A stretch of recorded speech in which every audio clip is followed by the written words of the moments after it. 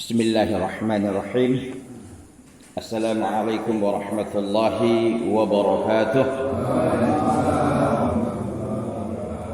Alhamdulillahi ala ihsanih wa syukru lahu ala taufiqihi wa amtinanih.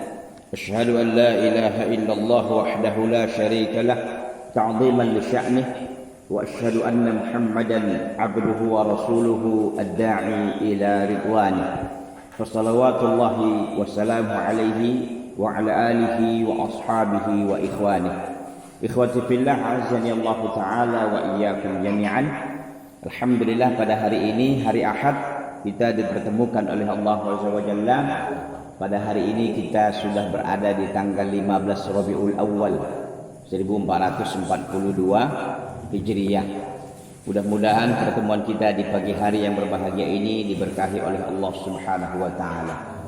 Tentu kita wajib meyakini bahwa orang yang berpagi-pagi, orang yang bercepat-cepat itu mendapatkan keberkahan dari Allah Azza wa Jalla, karena itu janji Nabi sallallahu alaihi wasallam. Beliau mengatakan, Allahumma barik li ummati fi bukuriha.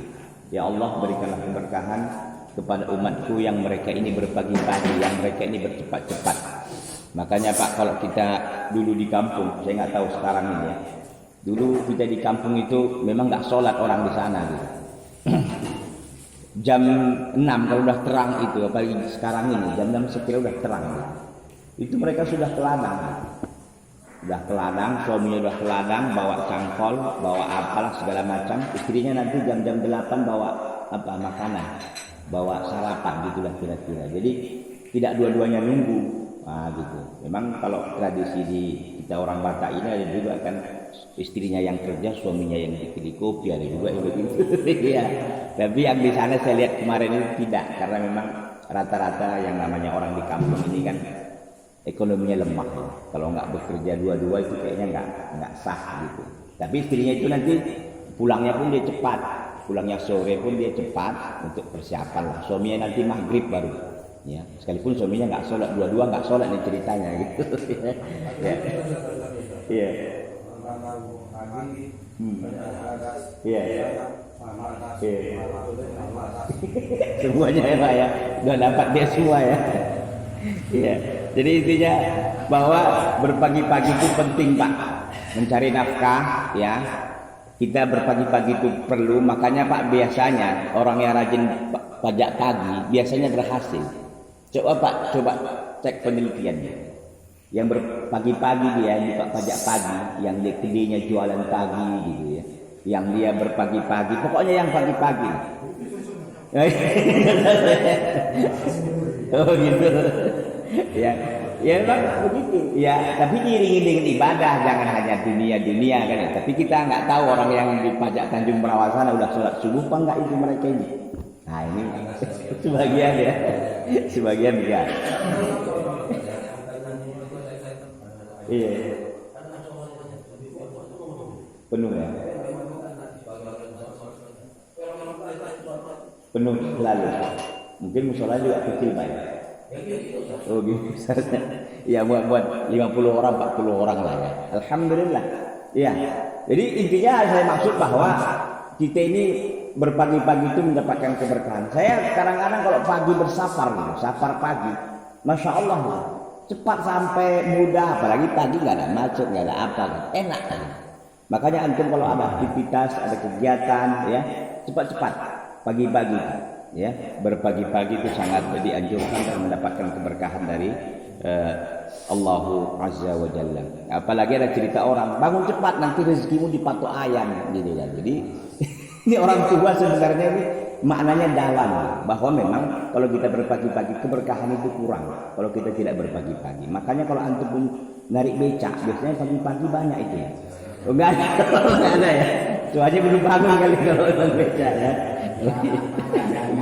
Kalau ke pajak mungkin banyak sewanya, di sini mungkin enggak ada ya.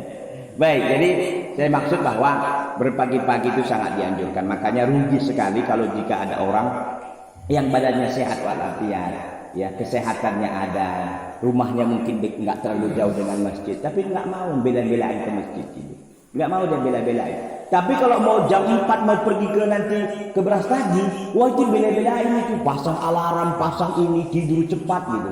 Mau kemana Pak? Itu enggak nyinggung saya, menyinggung orang-orang Bapak ya, bukan. Enggak. Bukan saya nyinggung Pak, mohon maaf. Enggak. Yang realitas saya lihat begitu. Apalagi mau ini kita mau tamasya kemana? Sana, nggak boleh terlambat loh, itu jam mobil busnya datang jam 6. Oh iya. Semangat kali Pak ya. Iya. Jadi intinya kadang-kadang kita kalau perkara-perkara yang seperti itu kita bela-belain gitu. Kita rela cepat tidur, ya mungkin mempersiapkan bontot apa segala macam. Giliran mau sholat subuh, ini berat kali gitu. Padahal kan sudah banyak orang meninggal nggak bawa apa-apa. Ya, di pekan-pekan ini saya ya termasuk di grup kita yang di Arisalah, di Qodah gitu, di grup WA maksudnya banyak orang meninggal. Hampir setiap hari ada yang mohon doa untuk meninggal sekolah. Ini kita kemarin di sini. Yang kemarin tuh di sana saya lihat. Gitu. Jadi artinya kematian itu ternyata dekat gitu. Sekalipun kita lihat masih jejak ya. Enggak dia berurut. Kalau berurut kan udah gawat juga gitu. Tetangga kita kadang-kadang. Tapi kan Allah Azza wa Jalla ini ya kita butuh persiapan lah. Enggak memandang tua muda enggak. Oh ini orang tua dulu. Enggak belum tentu. Yang meninggal kemarin saya kira Bapak itu rahimahullah masih 50-an. Mungkin di antara kita pun di sini ada yang lebih di atas beliau gitu. Tapi yang namanya ajal ya.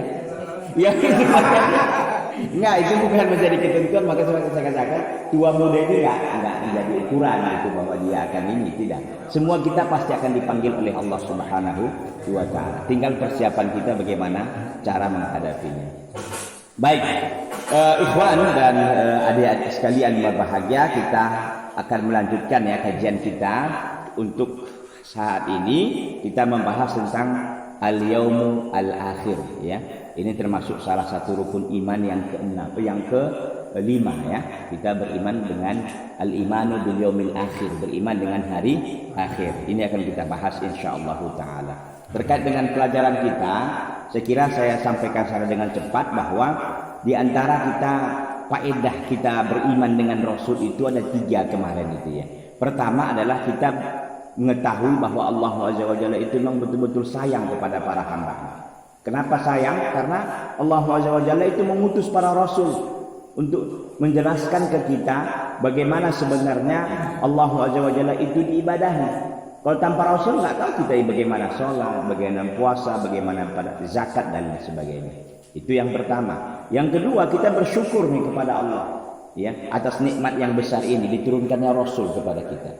Jadi istilah orang ada juru selamat, gitu kira-kira. Jadi ada yang menunjukkan kita kepada jalan yang benar. Jadi Rasulullah SAW dan salah satu bukti kecintaan kaum muslimin yang pada hari ini dibuat semacam karikatur ya di Prancis, itu memang serentak saya kira seluruh kaum muslimin di dunia itu mengecam dan bahkan pun sampai memboikot ya beberapa produk dari sana. Tapi kita tidak hanya berhenti di situ gitu loh. Mana nih praktek sunnah Nabi? Itu yang mau kita kejar. Kalau hanya sebatas boikot produk ya oke lah gitu kan. Mungkin itu bagian daripada kecaman. Tapi kita tidak hanya berhenti di situ, itu yang saya mau kejar. Mana nih jenggot yang mau kita pelihara sebagai sunnah Nabi? Mana nih sholat sunnah malam kita sebagai salah satu sunnah Nabi SAW? Mana nih puasa sunnah kita? Mana nih akhlak dan adat kita? Nah itu yang mau kita kejar gitu. Jadi tidak hanya berhenti sebatas produk-produk lalu nanti berhenti udah selesai. Enggak begitu. Kita ingin lebih dari situ gitu ya. Itu yang mau kita kejar. Mana kita sholat selalu sebelum azan kita udah sampai di masjid Bang. Kita menunggu waktu untuk sholat. Ini kadang-kadang kita masbuknya bukan sekali, kalau 2 kali orang tiap hari masbuk kan ini dipertanyakan kan gitu. Jadi apalagi yang nggak sholat kan ini lebih dipertanyakan lagi justrunya gitu. Jadi sunnah Nabi itu kita tidak hanya berhenti sekedar tadi itu maksud bahwa iya semangat ada, tapi jangan berhenti di situ. Yuk lanjutkan lagi ngajinya, ya menjalani sunnah Nabi SAW, meninggalkan dustanya, meninggalkan khianatnya, meninggalkan ghibahnya, meninggalkan keharam-haramannya. Di sini kan sunnah Nabi SAW yang ditinggalkan semua gitu. Jadi kita ingin mengejar lebih besar lagi bahwa Allah SWT mengutus para rasul itu nikmat yang sangat besar. Ya. Yang ketiga adalah mahabbatul rasul alaihi wassalatu wassalam wa ta'dhimuhum. Kita betul-betul cinta kepada para rasul. Ya, cinta mengagungkan mereka, ya, wastana'u alaihim bima yaliqu bihim. Kita memuji dan berselawat kepada mereka tentu sesuai dengan kelayakan mereka. Ya. Tapi yang jelas bahwa mencintai rasul tidak hanya sebatas pembicaraan ataupun kata saja, harus diikuti dengan perbuatan. Ya, kalau kita cinta sama seseorang bagaimana? Kita kan menunjukkan dengan perbuatan. Masa kita bilang cinta disuruh kita nggak mau? Maka kata orang Arab, innal muhibba liman yuhibbu muti'un. Sesungguhnya orang yang mencintai terhadap yang dicintainya itu taat gitu. Anda kalau cinta sama pemimpin Anda, cinta sama atasan Anda, cinta dengan mungkin istri Anda mungkin gitu kan. Ya kan itu apa yang dia suruh kita akan ikut. Gitu. Kenapa? Karena sudah terbalut dengan rasa cinta, melakukan sebuah perintah dari yang kita cintai itu mudah. Contoh Pak Chandra. Nah, kan itu Pak Chandra ya. Kalau disuruh pergi ke Sidikalang, saya kira beliau akan nurut ya, Pak ya. Oh gitu. Kalau enggak datang juga gitu ya. Gitu. Jadi kalau sudah dibawa rasa cinta, Pak, mudah rasanya melaksanakan perintah dan juga sekaligus meninggalkan larangan. Tapi kalau rasa cinta tak ada, itu berat, dongkol rasanya dan seterusnya. Itu pelajaran kita yang lalu, Pak, sebagai murojaah kita. Baik, sekarang kita adalah wal yaumal akhir dan hari akhir, Pak. Disambil, Pak ya. Ini karena susunya kalau nggak hangat nggak enak, diminum aja langsung. Jadi al yaumul akhir, hari akhir, yaumul qiyamah. Yang dimaksud dengan hari akhir itu adalah hari kiamat. Alladzi yub'atsun nasu fihi lil hisabi wal jazaa. Yang hari kiamat itu akan akan dibangkit manusia di dalamnya pada hari kiamat itu maksudnya untuk perkara hisab, untuk semua dihisab, dihitung ya, semuanya akan diminta pertanggungjawabannya wal jazaa sekaligus juga balasan. Jadi di sana Pak itu maka kata para ulama, ad-dunya darul amal wala jaza wal akhiratu darul jaza dunal amal. Dunia ini Pak tempat beramal, tak ada hisab, tak ada balasan yang nyata gitu. Sekalipun balasan Allah SWT itu banyak sekali nih, tapi tak secara nyata tak ada. Tapi kelak di akhirat, di sana adalah al jaza, tinggal balasan dunal amal, tak ada lagi beramal kita. Kita tinggal sampai kalau kita bawa dari kampung umpamanya semua barang-barang mau kita jual sampai di pasar atau di pekan, tinggal kita duduk yang mau beli barang kita ini yang hitungi kan. Oh ini ini cabai besarmu 2 kilo, cabai kecilmu 3 kilo. Yang pertama al-imanu bil ba'tsi. Yang pertama kita beriman bil ba'tsi dengan kebangkitan. Bahwa manusia ini kelak Pak, semua manusia makhluk ini akan dibangkitkan oleh Allah SWT. Maka disebut di sini yaumu al-imanu bil ba'tsi, beriman dengan bil ba'tsi kebangkitan. Maksudnya apa? Wa huwa ihya'ul mauta hina yunfakhu fis suri an-nafkhatu ats-tsaniyah. Yaitu ihya'ul mauta, dihidupkannya kembali orang yang telah mati ketika ditiupkan di trompet tiupan yang kedua. Kenapa tiupan yang kedua? Karena an-nafkhatul ula, tiupan yang pertama itu untuk mematikan, menghancurkan semuanya. Kan begitu. Nah, tiupan kedua itulah manusia ini ibaratnya Pak, cendawan ditumbuh di musim hujan. Ya, mungkin semalam kita belum nampak, pagi ini kita cek, wah udah rame itu. Kalau di kampung dulu kita Pak, meriah itu. Kita lihat kayu ini kan banyak yang ditumbangi, yang ditebangi gitu kan. Qadarullah besoknya wah tumbuh semua dia seperti cendawan yang tumbuh di musim hujan. Ya, fayaqumun nasu li rabbil alamin, maka manusia pun semuanya bangkit, semuanya akan berdiri untuk menghadap Rabbul Alamin. Hufatan ghaira munta'ilin, mereka ini tak bersandal. Hufatan itu artinya kaki telanjang kaki. Ya, telanjang kaki tak bersandal. Uratan ghaira mustatirin, yang mereka ini telanjang tak berpakaian. Ghurlan ghairu muhtatinin, yang mereka ini tak berkhitan. Jadi sekalipun antum sudah berkhitan, ya di sana nanti akan balik semuanya. Ya bagaimana baliknya Pak Ustadz? Itu kekuasaan Allah SWT. Jadi manusia itu dikumpulkan dengan 3 keadaan ini, ya. Tidak dia bersendal, tidak dia berpakaian, dan tidak berkhitan. Qala Allah azza wa jalla berfirman dalam surah Al-Anbiya ayat 104, kama bada'na awwal khalqin nu'iduh. Sebagaimana kami telah mulai awal penciptaan, begitulah kami kembalikan. Kita kan waktu lahir di mana, Pak? Dalam keadaan telanjang. Yang kedua, ada orang bersendal rupanya bayi lahir. Nggak ada. Ada rupanya dia berkhitan. Tak ada.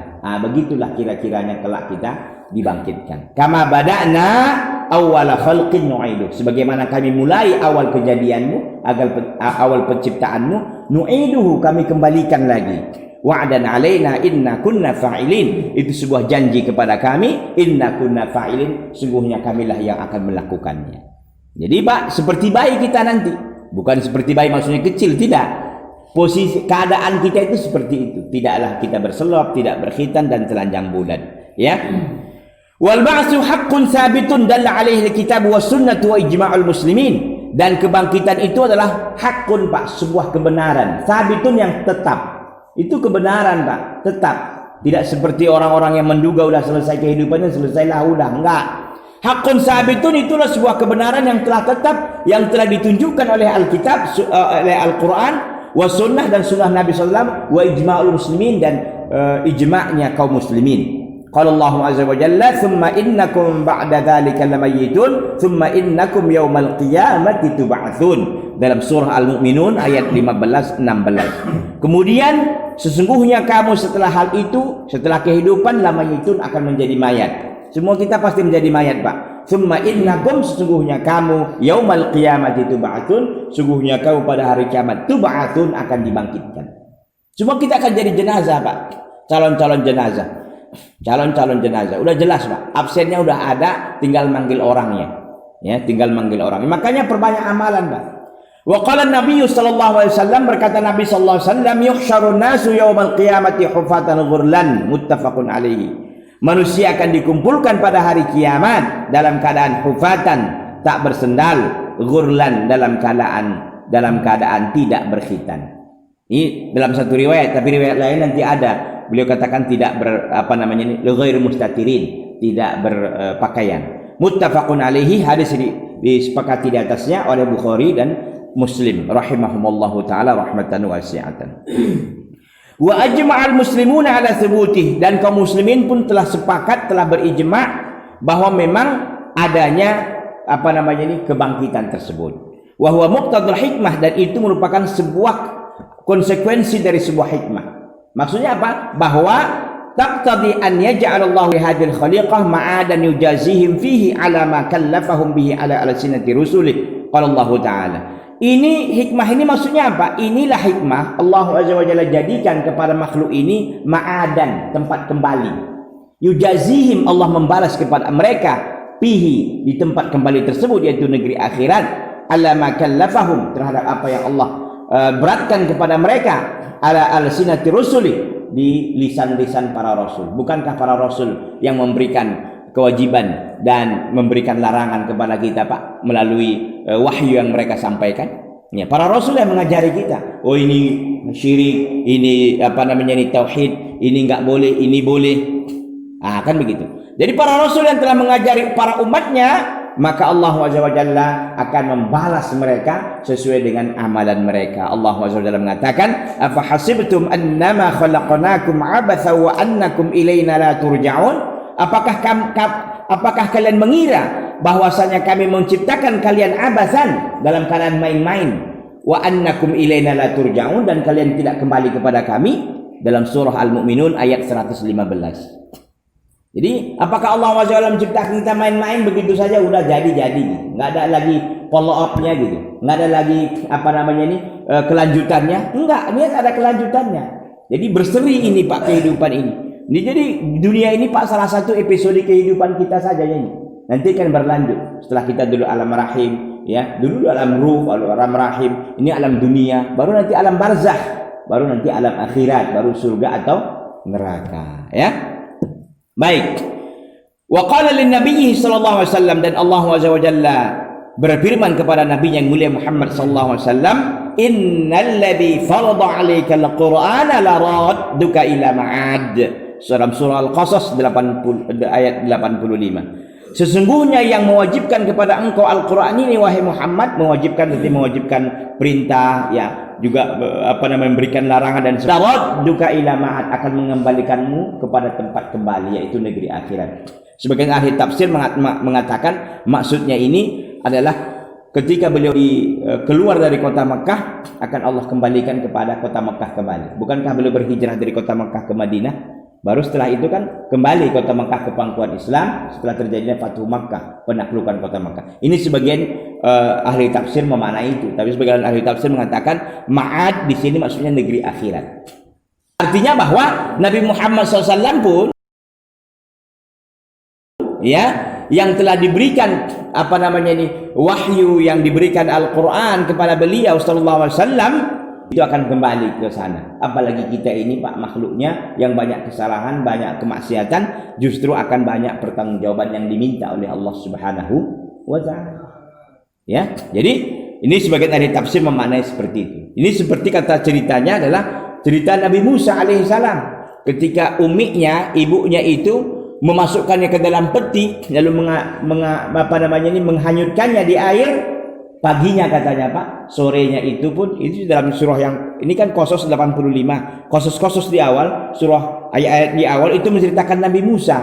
Jadi para ilmu tafsir ingin mengaitkan bahwa kisah yang terjadi di Nabi Musa itu hampir mirip dengan terjadi di Nabi Muhammad SAW. Bukan Nabi Muhammad diusir dari kota Mekah ke Madinah, tapi akhirnya akan kembali ke kota Mekah. Begitu juga Musa pada waktu itu paginya dia dihanyutkan oleh ibunya, sorenya sudah kembali ke pangkuan ibunya. Kenapa demikian? Itulah janji Allah Azza wa Jalla. Ya, kata para ulama tafsir, tidaklah Musa menghisap ASI ibunya di sebelah kiri, kecuali di sore harinya dia sudah menghisap di kanan. Artinya begitulah kekuasaan Allah Azza wa Jalla. Ternyata Fir'aun tidak membunuhnya, karena pada waktu itu Pak Fir'aun mengatakan setiap anak bayi yang lahir laki-laki dibunuh. Memang saudara dia Harun itu lahir pada tahun tidak dibunuh, karena waktu itu ada yang bilang, Fir'aun kalau begini terus nanti habis laki-laki, gimana ini? Nanti nggak ada lagi yang bantu, nggak ada lagi yang untuk kita jadikan prajurit untuk perang. Kata Fir'aun, udah 1 tahun dibunuh, 1 tahun tidak. Qadarullah, saudaranya lahir pada tahun tidak dibunuh gitu. Sementara Musa lahir pada tahun dia dibunuh. Nah, gitu. Pada tahun ditetapkan pembunuh, dikelang-kelang waktu itu gitu. Tapi begitulah kekuasaan Allah Azza wa Jalla. Nabi Musa diselamatkan oleh Allah Azza wa Jalla. Jadi intinya di sini bahwa semuanya kita akan kembali kepada Allah Azza wa Jalla, tentunya untuk mempertanggungjawabkan semua yang kita lakukan. Jadi pertama tadi Pak, bahwa kita beriman dengan hari akhir. Konsekuensi pertama kita beriman bahwa adanya kebangkitan. Satu. Yang kedua, asani. Yang kedua, al-imanu bil hisabi wal jaza'. Kita beriman dengan hisab, yaitu perhitungan, wal jaza' dan balasan. Yuhasabul abdu ala amalihi.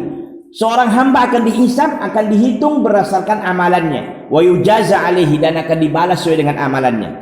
Wa qad dalla ala dzalikal kitab wa sunnatu wa ijma'ul muslimin. Dan Alkitab, itu Al-Quran dan sunnah dan ijma' kaum muslimin telah menunjukkan hal demikian. Kalau Allah Azza wa Jalla, berfirman Allah Azza wa Jalla, inna ilaina iyabahum. Sesungguhnya kepada kamilah kalian kembali.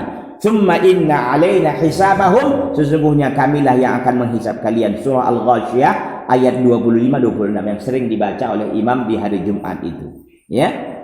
Kemudian Allah Azza wa Jalla berfirman lagi, man jaa bil hasanati falahu asyru amsalihha. Barang siapa yang melakukan sebuah kebaikan, maka baginya 10 kebaikan. Allahu Akbar. 1 kebaikan dibalas oleh Allah 10. Wa man jaa bi sayyi'ati fala yujza illa mithlaha. Tapi barang siapa melakukan sebuah perbuatan keburukan, maka akan tidak dibalas kecuali hanya 1 keburukan juga. Wa hum la yuzlamun, dan mereka itu tidak dizalimi. Dalam surah Al-An'am ayat 160. Jadi jelas Pak, bahwa kalau kita buat kebaikan, 1 istighfar kita buat, Allah akan balas dengan 10 kebaikan. Astagfirullah.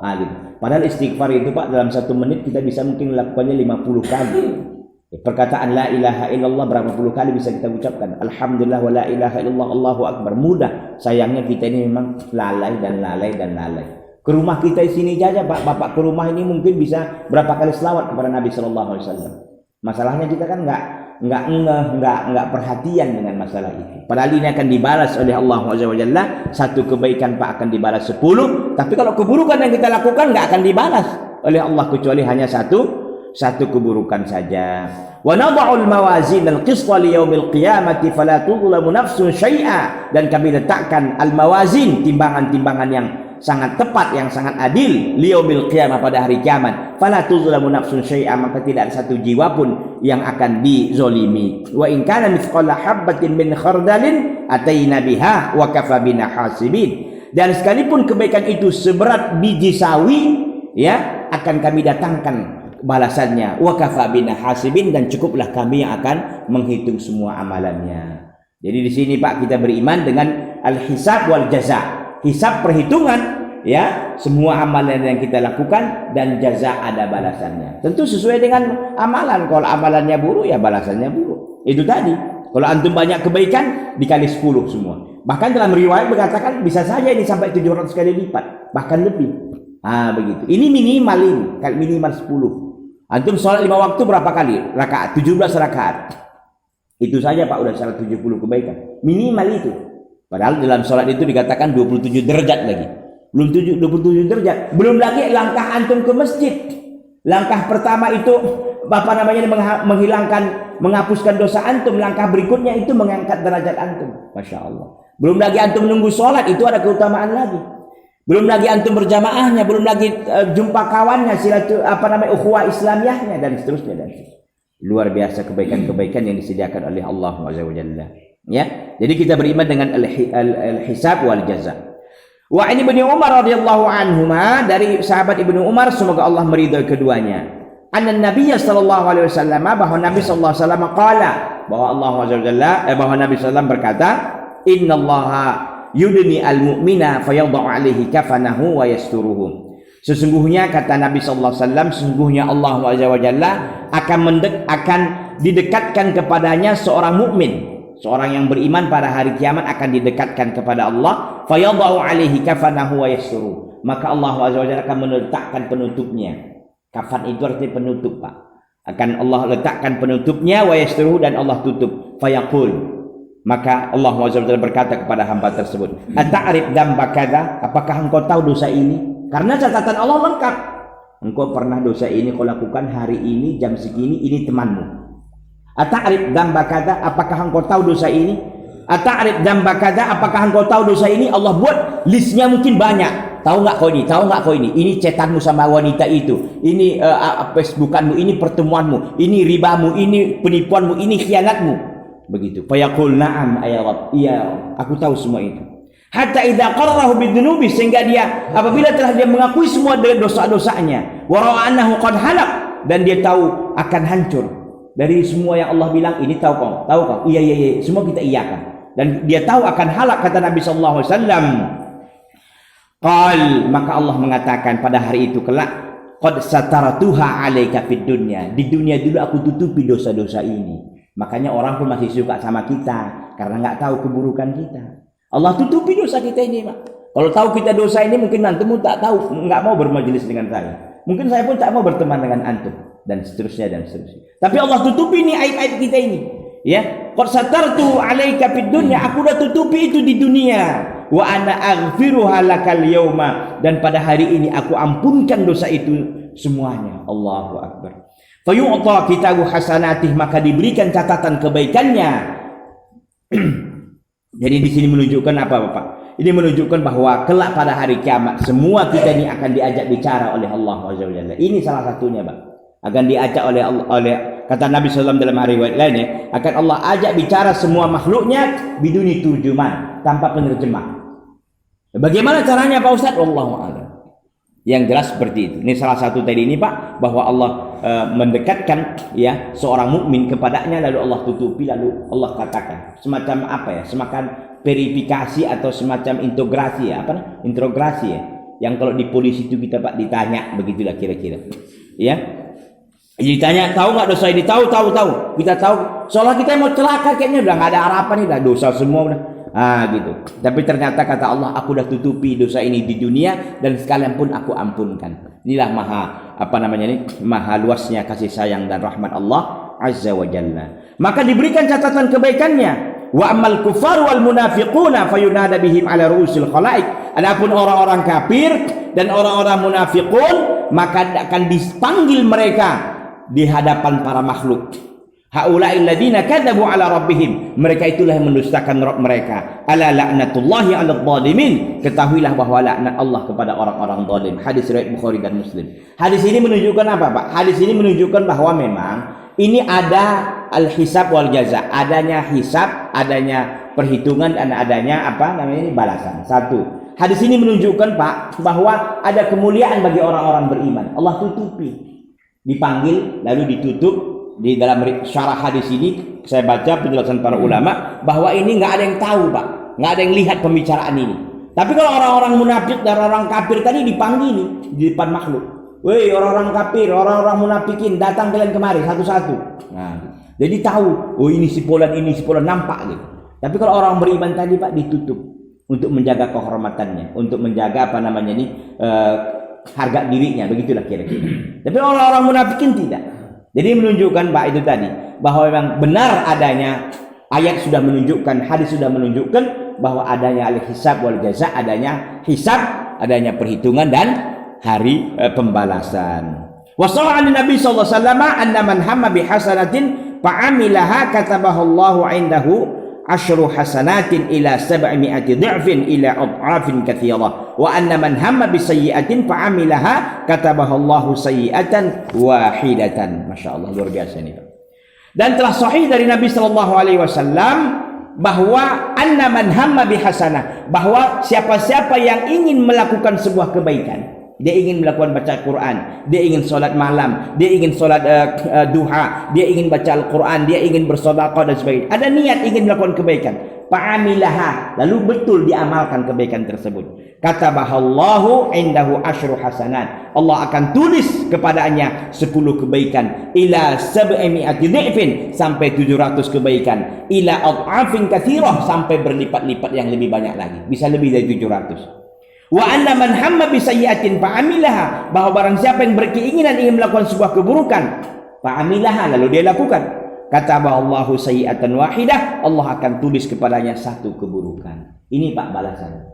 Jadi menjadi saksi bahasan kita di hadis ini, kalau kita tarik adalah apa namanya ini, perbuatan itu akan ada balasannya. Lihat perbuatannya kebaikan apa keburukan. Kalau keburukan tentu akan Allah balas dia satu apa namanya satu keburukan juga. Tapi kalau kebaikan yang kita lakukan, Allah akan balas 10, bahkan bisa 700 kebaikan, bahkan lebih lagi. Ini menunjukkan apa? Menunjukkan betul adanya al-hisab, ada perhitungan dan ada jaza. Dihitung, Bapak berapa kebaikan? 200 kebaikan kali 10 minimal. 200 kali 10 itu 2000. Kalau nanti kali 700 lagi, wah berapa? Kalau lebih lagi. Maka kan ini dalam surah Al-Baqarah sudah Bapak sering dengar kan? Matsalul ladzina yunfiquna amwalahum kamatsali habbatin ambatat sab'a sanabil. Perumpamaan orang-orang menginfakkan hartanya di jalan Allah, kamatsali habbah, seperti satu biji yang menumbuhkan 7 tangkai. Dari 7 tangkai itu akan tumbuhkan 100, maka dari 700 kebaikan. Dalam surah Al-Baqarah. Ikhwati fillah azani Allah taala wa iyyakum jami'an. Kita lanjutkan sekali lagi, Pak, ya.